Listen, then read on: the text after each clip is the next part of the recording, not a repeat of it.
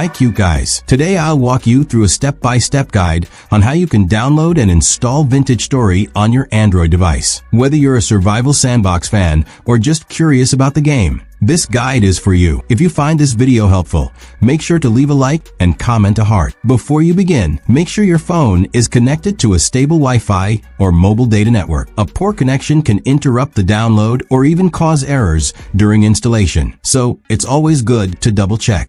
Open your preferred browser, whether it's Chrome, Firefox, or any other browser you use. In the search bar, type Vintage Story. Hit enter and wait for the results to load. Now here's the important part. There's no official Android version of Vintage Story released by the developers just yet. So it's very important that you pick a safe and trusted website to download from. Once you're on the download page, scroll down until you see something like Buy Now for $22. Unfortunately, there is no free version. If you want to play Vintage Story, you'll have to buy it before you can download it.